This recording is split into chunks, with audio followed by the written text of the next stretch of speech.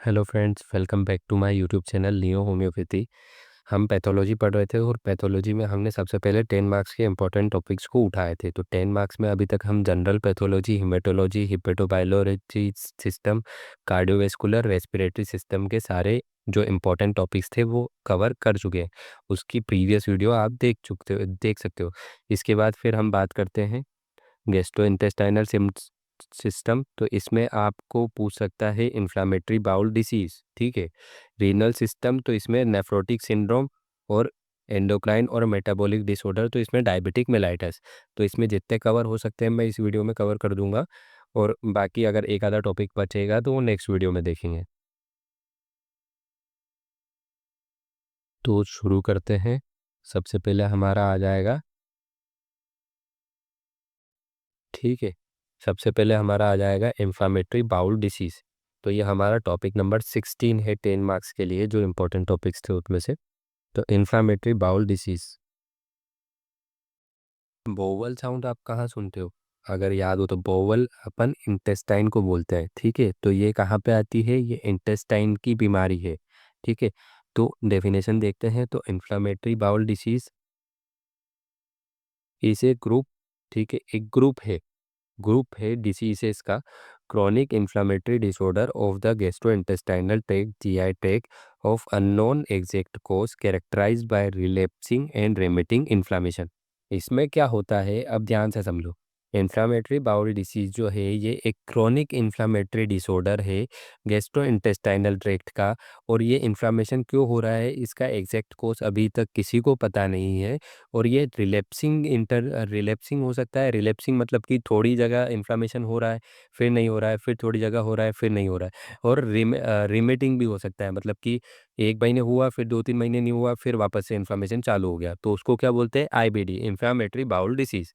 अब इसमें मेनली दो मेजर डिसीज को इन्होंने इंक्लूड किया है। उसका नाम क्या है? अल्सरेटिव कोलाइटिस और कोन्स डिसीज, ठीक है। एटियोलॉजी की बात करें, कोसेज ये क्यों हो रहा है, तो ये हो सकता है जेनेटिक कोज की वजह से हो रहा है, इम्यून की वजह से, इन्वायरमेंटल, इन्फेक्शन, साइकोलॉजिकल और अननोन कोज। इसके बाद हम पैथोजेनेसिस की बात करें तो जेनेटिक प्लस इन्वायरमेंटल फैक्टर, उससे क्या हुआ? एबनॉर्मल इम्यून रिस्पॉन्स हुआ। उसकी वजह से क्या हुआ? क्रोनिक इन्फ्लामेशन हुआ लंबे समय तक इंटेस्टाइनल म्यूकोसा का। तो म्यूकोसा डैमेज हो गई, अल्सरेशन हो गया, ब्लीडिंग होने लगी, और डायरिया भी हो सकता है पेशेंट को। क्लिनिकल फीचर की बात करें तो अब पेट से रिलेटेड है तो एब्डोमेन पेन सबसे पहले आता है, डायरिया आता है, weight loss, fever, loss of appetite, fatigue, blood and mucus in stool, arthritis भी हो सकता है, स्किन लीजन भी हो सकते हैं, आई इन्फ्लामेशन, लीवर का इन्वॉल्वमेंट भी हो सकता है इसमें, ठीक है।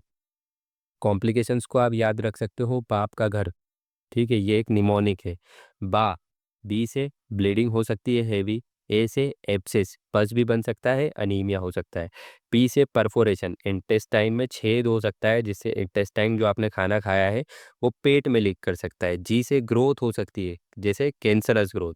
एस से हेपेटिक इन्वॉल्वमेंट हो सकता है, ठीक है।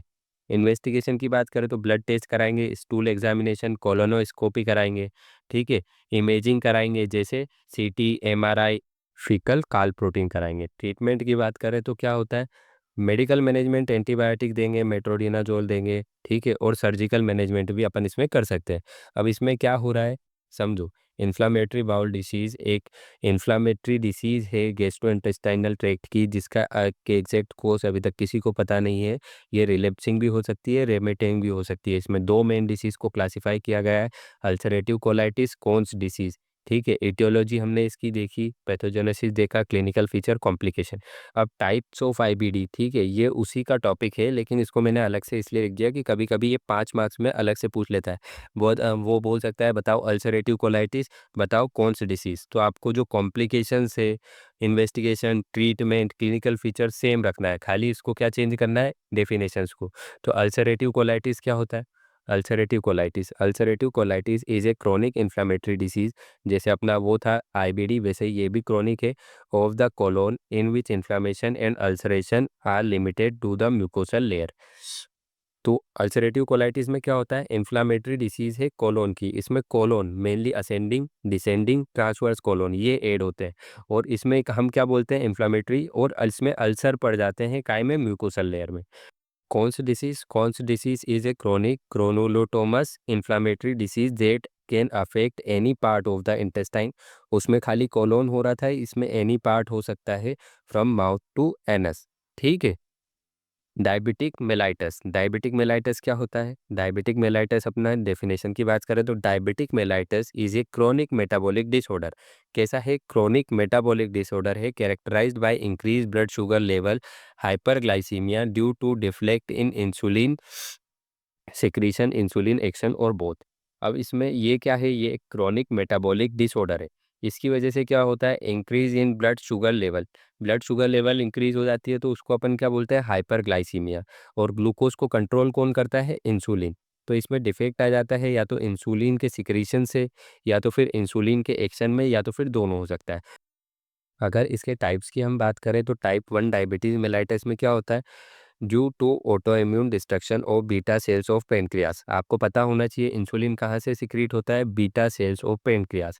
अगर बीटा सेल ऑफ पेनक्रियास जो है वही टूट गए तो इंसुलिन कहाँ से सिक्रीट होगा? बॉडी में कहीं से नहीं।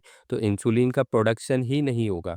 अगर इंसुलिन का प्रोडक्शन नहीं होगा तो फिर हाइपरग्लाइसीमिया होगा, और उसको हम क्या बोलेंगे? Type 1 diabetes mellitus. यूजुअली ओकर in children and young adult, required insulin therapy for life, और लाइफ टाइम इन्हें इंसुलिन देना पड़ता है बाहर से।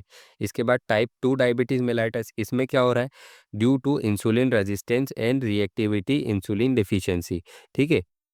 इसमें क्या हो रहा है कि इंसुलिन जो है वो सही मात्रा में सिक्रीट हो रहा है पेनक्रियास से, लेकिन इंसुलिन जो है जो काम करना चाहिए वो कर नहीं पा रहा है, इंसुलिन रेजिस्टेंट हो चुका है अब। ठीक है।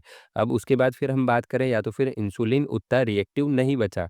ठीक है। यूजुअली किस में होता है? ये ओबेस एडल्ट में होता है। मैनेजमेंट इसका हम कैसे कर सकते हैं? डाइट से, एक्सरसाइज से, या ओरल से। ठीक है। कम मतलब कि डाइट में हम ऐसा खाना दें जिसमें शुगर कम हो, एक्सरसाइज कराएं पेशेंट को। ठीक है। और ओरल हाइपोग्लाइसीमिक भी दे सकते हैं टैबलेट्स, जैसे gastrointestinal diabetic mellitus, GDM। Gastrointestinal diabetic mellitus क्या होता है? ओकर्स ड्यूरिंग प्रेगनेंसी, ये प्रेगनेंसी के दौरान आता है। Due to hormonal changes causing insulin resistance, इसमें प्रेगनेंसी में जो अलग अलग हार्मोन सिक्रीट होते हैं उसकी वजह से इंसुलिन रेजिस्टेंट हो जाता है। इसके बाद एटियोलॉजी कॉजेस की बात करें तो जेनेटिक हो सकता है, ओबेसिटी की वजह से हो सकता है। ठीक है। सेडिटेंट्री लाइफ की वजह से हो सकता है, आराम करने वाली आदत की वजह से। ऑटो इम्यून डिस्ट्रक्शन की वजह से हो सकता है, stage infection, drug, pregnancy, hormone. ठीक है। इसके बाद फिर हम बात करें पैथोजेनेसिस की, तो इंसुलिन सिक्रीशन कम हुआ या इंसुलिन का एक्शन कम हुआ तो ब्लड ग्लूकोज लेवल ज़्यादा हो जाएगी, ग्लूकोज यूरिया हो जाएगा, ग्लूकोज इन यूरिन आएगा। ठीक है। ऑस्मोटिक डायूरेटिक्स देखने को मिलेंगे, मतलब कि यूरिन आउटपुट इंक्रीज हो जाएगा। इसके बाद फिर बात करें, डिहाइड्रेशन देखने को मिलेगी, पॉलीडिप्सिया, पेशेंट को प्यास ज़्यादा लगेगी, पॉलीफेजिया, पेशेंट को भूख भी ज़्यादा लगेगी। इसके बाद इसके 3 मेन फीचर होते हैं, 3P के नाम से हम उसे जानते हैं। 3P में हमें क्या क्या देखने को मिलेगा? अभी जो मैंने आपको समझाया, क्या क्या? Polyuria, polydipsia, polyphagia. जिस पेशेंट में आपको ये देखने को मिले मतलब उसको डायबिटीज़ है। पॉलीयूरिया मतलब कि एक्सेसिव यूरिन, पॉलीडिप्सिया मतलब कि एक्सेसिव थर्स्ट, पॉलीफेजिया मतलब कि एक्सेसिव हंगर। वेट लॉस देखने को मिलेगा, fatigue and weakness, blur vision हो सकता है, डिलेड वाउंड हीलिंग हो सकती है, प्रोलॉन्ग्ड इन्फेक्शन भी हमें देखने को मिल सकता है। तो हमने क्या पढ़ा? डायबिटीज़, डायबिटीज़ क्या होती है? क्रोनिक मेटाबॉलिक डिसऑर्डर होती है जिसकी वजह से इंसुलिन जो है वो या तो काम करना बंद कर देता है, या तो फिर सिक्रीशन बंद हो सकता है, या तो फिर दोनों हो सकता है। टाइप देखिए, टाइप 1 होता है, टाइप 2 होता है, टाइप 3 होता है। टाइप 1 में क्या हो रहा था? जो बीटा सेल्स ऑफ पेनक्रियास थे उनका डिस्ट्रक्शन हो जा रहा था। टाइप 2 में क्या हो रहा था? इंसुलिन रेजिस्टेंट हो जा रहा था। टाइप 3 में क्या हो रहा था? टाइप 3 को हम गैस्ट्रोइंटेस्टाइनल डायबिटिक मेलाइटस बोलते हैं। इसमें क्या होता है कि प्रेगनेंसी के दौरान वुमेन के अंदर कुछ हार्मोन का लेवल ज़्यादा होता है, उसकी वजह से इंसुलिन रेजिस्टेंट बॉडी हो जाती है। उसके बाद हम बात करें इटियोलॉजिक कॉजेज़ की, तो जेनेटिक, ओबेसिटी, सेडिटेंट्री, ऑटो इम्यून, ठीक है, स्ट्रेस, और ये सब उसके वो थे कॉजेज़। इसके बाद हम बात करें पैथोजेनेसिस की, क्लिनिकल फीचर्स की हमने बात कर ली है। इसके बाद कॉम्प्लिकेशंस, तो कॉम्प्लिकेशंस हमें जिसमें पेशेंट में हमें डायबिटीज़ देखने को मिलेगी, उसमें क्या-क्या देखने को मिलेगा? तो पेशेंट को या तो हाइपोग्लाइसीमिया हो सकता है। अब आप यूँ बोलोगे कि सर डायबिटीज़ तो हाइपरग्लाइसीमिया को बोलते हैं। तो हाइपोग्लाइसीमिया या तो किसी ने ज़्यादा एक्सेसिव इंसुलिन दे दिया हो, ठीक है? या तो फिर ड्रग जो है वो ज़्यादा काम कर गया हो, तो उसकी वजह से हाइपोग्लाइसीमिया हो सकता है। डायबिटिक कीटोएसिडोसिस हो सकता है, मेनली इन टाइप 1 होता है। रेटिनोपैथी हो सकता है, जो शुगर, जो ब्लड शुगर जो ब्लड के अंदर ज़्यादा है वो अपनी आइज़ पे जाके डिपॉजिट होती है, उसको हम रेटिनोपैथी बोलते हैं। एथेरोस्क्लेरोसिस हो सकता है, ठीक है, जो शुगर है वो कहाँ पे डिपॉजिट हो सकती है, आर्टरीज़ के अंदर। कोरोनरी आर्टरी डिसीज़ हो सकती है, स्ट्रोक हो सकता है, diabetic foot disease, ulcer, infection. Diagnosis की बात करें हम कौन-कौन से टेस्ट करा सकते हैं, तो फास्टिंग ब्लड शुगर करा सकते हैं, वो कितनी कम होनी चाहिए, वो 126 मिलीग्राम पर डेसीलीटर से कम होनी चाहिए। पोस्ट पैरेंटल ब्लड शुगर करा सकते, जो कितनी होनी चाहिए, 200 मिलीग्राम पर डेसीलीटर होनी चाहिए या उससे कम होनी चाहिए। HbA1c करा सकते हैं, वो 6.5% से कम होना चाहिए। यूरिन टेस्ट करा सकते हैं कि कहीं पे यूरिन में ग्लूकोज तो नहीं है, कीटोन तो नहीं है। ट्रीटमेंट की बात करें तो ओरल हाइपोग्लाइसीमिक देंगे, जैसे मेटफॉर्मिन देंगे, ठीक है, सल्फिन यूरियाज देंगे, इंसुलिन थेरेपी देंगे, ठीक है, स्पेशली इन टाइप 1, क्योंकि टाइप 1 में तो इंसुलिन है ही नहीं। नेफ्रोटिक सिंड्रोम क्या होता है? Nephrotic syndrome is a clinical complex caused by increased permeability of glomerular basement membrane leading to massive protein loss in urine and characterized by group of symptoms: proteinuria, hypoalbuminuria, edema and hyperlipidemia। Nephrotic syndrome एक ऐसे group of symptoms है जो तब होते हैं जब हमारी glomerular basement membrane, जो आप पढ़ के आते हो, उसकी परमेबिलिटी मतलब कि वो लीकी हो जाती है, ठीक है। और उसकी वजह से क्या होता है कि बहुत ज़्यादा यूरिन होता है, उसमें से प्रोटीन भी निकल सकता है जैसे एल्ब्यूमिन, उसमें की वजह से एडिमा हो सकता है और हाइपर लिपिडीमिया भी हो सकता है। उसको हमने क्या नाम दिया है? नेफ्रोटिक सिंड्रोम नाम दिया है, ठीक है। नेफ्रोटिक सिंड्रोम एक क्लिनिकल कॉम्प्लेक्स है जो होता है increased permeability of glomerular basement membrane के इंक्रीज होने से। परमिएबिलिटी, अब समझो, एक छन्नी है, ग्लोमेरुलर बेसमेंट मेम्ब्रेन एक छन्नी है, वो छन्नी के छेद बड़े बड़े हो गए, परमिएबिलिटी इंक्रीज हो गई, तो उसकी वजह से क्या होगा? प्रोटीन लॉस बहुत ज़्यादा होगा। प्रोटीन मेनली कौन सा? अपना एल्ब्यूमिन बहुत ज़्यादा लॉस होगा। अगर प्रोटीन लॉस होगा तो एडिमा होगा, ठीक है। आप एडिमा वाली वीडियो जाके देख लो, आपको समझ में आ जाएगा कि अगर एल्ब्यूमिन लॉस होगा तो एडिमा कैसे होगा। और एडिमा होगा तो हाइपरलिपिडीमिया भी हो सकता है, प्रोटीन यूरिया भी हो सकता है, ठीक है। इसके बाद फिर बात करते हैं मेन फीचर्स की, तो प्रोटीन यूरिया हमें इसमें देखने को मिलता है, हाइपर एल्ब्यूमिनेरिया देखने को मिलता है, लिपिड यूरिया या फिर हाइपर लिपिडीमिया भी बोल सकते हैं उसको अपन, और एडिमा। ये चार मेन फीचर्स हमें इस नेफ्रोटिक सिंड्रोम नाम की बीमारी में देखने को मिलते हैं। कॉजेज़ की बात करें तो मिनिमल चेंज डिसीज़ जो चिल्ड्रन में मेनली होती है, उसमें ये हमें देखने को मिलती है नेफ्रोटिक सिंड्रोम। मेम्ब्रेनस ग्लोमेरुलोनेफ्राइटिस, अब नाम से ही समझ रहे हो कि जो ग्लोमेरुलोनेफ्राइटिस मतलब कि जो ग्लोमेरुलर लेयर है उसमें अगर इन्फ्लामेशन होगा, ठीक है, उसकी मेम्ब्रेन में इन्फ्लामेशन होगा, तो भी तो प्रोटीन यूरिया होगा ही होगा। इसके बाद फिर बात करें डायबिटिक मेलाइटस, ठीक है, उसके बाद सिस्टमिक ल्यूप्स इरेथ्रोमेटस, अमाइलोडोसिस। एमाइलोडोसिस क्या होता है? एमाइलो अमाइलोइड नाम का प्रोटीन जब हमारी बॉडी में डिपॉजिट होने लगता है तो उसको अमाइलोडोसिस बोलते हैं। इन्फेक्शन हो सकता है, ड्रग इंड्यूस्ड भी ये कोस हो सकते हैं हमारे नेफ्रोटिक सिंड्रोम के।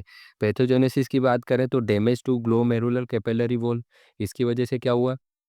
मैंने आपको बताया एक छन्नी थी, उसमें छन्नी में क्या हुआ? इन्फेक्शन हुआ, तो उसके जो छेद थे छन्नी के वो बड़े-बड़े हो गए।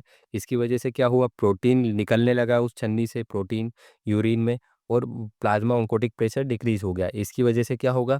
एडिमा होगा। अब एडिमा होगा तो लीवर कंपनसेट करना चाहेगा, लेकिन लीवर कंपनसेट कैसे करेगा? लिपिड बढ़ा के, तो हाइपरलिपिडीमिया हो जाएगा। क्लिनिकल फीचर्स की बात करें तो क्लिनिकल फीचर्स हमें पेशेंट में क्या-क्या साइन एंड सिम्पटम्स देखने को मिलेंगे? तो सीवियर जनरलाइज्ड एनीमिया देखने को मिलेगा, फ्रोथी यूरिन देखने को मिलेगा, pallor and fatigue patient, loss of appetite, shortness of breath, ascites, proteinuria, hyper albuminuria, lipiduria, hyper lipidaemia और एडिमा। ये सब हमें क्लिनिकल फीचर उसमें देखने को मिलेंगे। कॉम्प्लिकेशंस की बात करें तो कॉम्प्लिकेशंस क्या-क्या हो सकते हैं? इन्फेक्शन, थ्रोम्बोसिस, हाइपोवोल्यूमिया, माल न्यूट्रिशन, एक्यूट किडनी डिसीज़, ये सब हमें उसमें देखने को मिलेंगे। ठीक है, कि इन्फेक्शन तो हो गई होगा, ठीक है। अब ग्लोमेरुलर में बैक्टीरिया ने इन्फेक्शन किया तो इन्फेक्शन तो देखने को मिलेगा ही मिलेगा। थ्रोम्बोसिस भी देखने को मिलेगा, हाइपोवोल्यूमिया भी देखने को मिलेगा, माइल न्यूट्रिशन देखने को मिलेगा, एक्यूट किडनी डिसीज़ भी देखने को मिलेगी। डायग्नोसिस की बात करें तो यूरिन एनालिसिस कराओगे कि यूरिन में प्रोटीन तो नहीं है, ठीक है। पेशेंट यूरिन बहुत ज़्यादा बार जा रहा है तो इसके बाद सीरम प्रोटीन कराओगे, लिपिड प्रोफाइल कराओगे, लिपिड बढ़ा हुआ है तो रीनल बायोप्सी लोगे कि रीनल में कोई दिक्कत तो नहीं है, कैंसर वैंसर तो नहीं है। इसके बाद ट्रीटमेंट क्या करोगे, ट्रीटमेंट कोर्टिकोस्टेरॉइड दोगे, एस इनहिबिटर दोगे, डायूरेटिक्स दोगे, ठीक है। अगर एडिमा है तो हाई प्रोटीन लो सेल्ट डाइट दोगे, lipid lower side lipid lowering agent दोगे, एंटीबायोटिक दोगे, ठीक है।